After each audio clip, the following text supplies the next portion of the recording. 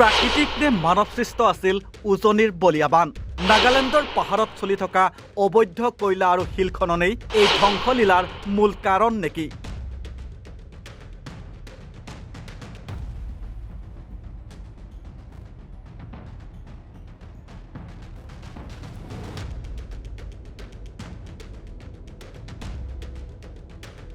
উজনিত হোৱা ভয়াৱহ বান কেৱল এক ট্ৰেইলাৰহে আছিল নেকি? পুনৰ কালৰূপী বানৰ সৈতে যুঁজিব লাগিব নেকি অসমবাসীয়ে? হ'ব নেকি আকৌ হঠাতে বানপানী?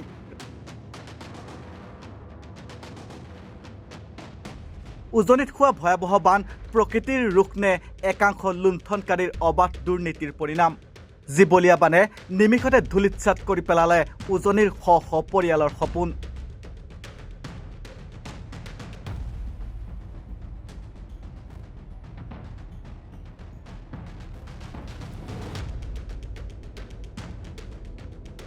ঊনৈছ জুলাই উজনি অসমৰ বাবে এক কলা দিন। নাজিৰা আৰু শিৱসাগৰবাসীয়ে দেখিলে দিখৌ নদীৰ ৰুদ্ৰমূৰ্তি। সেয়া আছিল শতায়ু গৰকা বৃদ্ধৰ বাবেও এক অবিশ্বাস্য আৰু ভয়ংকৰ অভিজ্ঞতা। দিখৌ নদীৰ বাঢ়নী পানীত ডুব গ'ল নাজিৰা, শিৱসাগৰ, ডিমৌকে ধৰি 130খনৰো অধিক গাঁও। পিছে বানৰ আঁৰত প্ৰকৃতি নে মানুহ? নাগালেণ্ডৰ পাহাৰত চলি থকা অবৈধ কয়লা আৰু শিল খননেই এই ধ্বংসলীলাৰ মূল কাৰণ নেকি? অবৈধ শিলৰ কুঁৱেৰীৰ বাবেই নেপালী খুঁটিত ঘটিল নেকি এই বিপৰ্যয়? প্ৰতি বছৰে আহাৰ শাওণ মাহত দিখৌ নদীৰ পানী বাঢ়ে, কিছু অঞ্চল বুৰ যায়। সেয়া নাজিৰাবাসীৰ বাবে নতুন কথা নহয়, কিন্তু 19 জুলাইত যি ঘটিল সেয়া কোনো সাধাৰণ বান নাছিল। দিনৰ 12 বজাৰ লগে লগে নেপালী খুঁটিৰ মাজেৰে সোমাই অহা পানীৰ ঢলে মাত্ৰ কেইঘণ্টামানৰ ভিতৰতে এক প্ৰকাৰ ছুনামিৰ ৰূপ ল'লে। মানুহৰ ঘৰ দুৱাৰ, সা সম্পত্তি, যান বাহন আৰু পোহনীয়া জীৱ জন্তু চকুৰ পলকতে উটি গ'ল। কিন্তু এই নৰসদৃশ পৰিস্থিতিৰ সৃষ্টি হ'ল কেনেকৈ?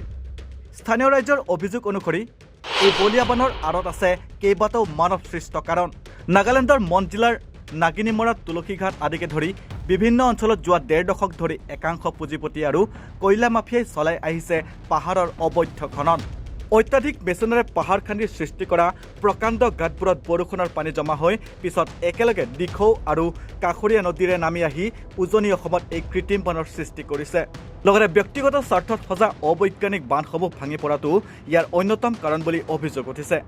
কেৱল নাগালেণ্ডেই নহয়, নাজিৰাৰ বিহুবৰ খণ্ড বন বিভাগ আৰু লক্ষ্মীজানৰ অধীনত চলি থকা একাংশ অবৈধ শিলৰ কুঁৱেৰীয়ে নদীৰ তলি খান্দি প্ৰাকৃতিক ভাৰসাম্য সম্পূৰ্ণৰূপে নষ্ট কৰি পেলাইছে।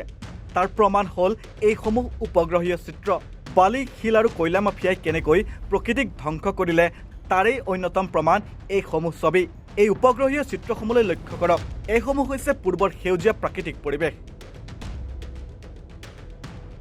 আৰু এয়া হৈছে বৰ্তমানৰ অৱস্থা।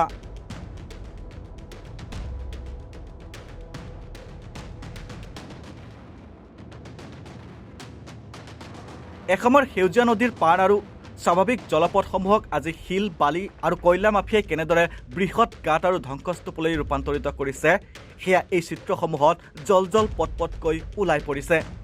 এই অবাধ লুণ্ঠন আৰু প্ৰকৃতি ধ্বংসই আজিৰ প্ৰলয়ংকাৰী বানৰ মূল কাৰণ হৈ পৰিছে।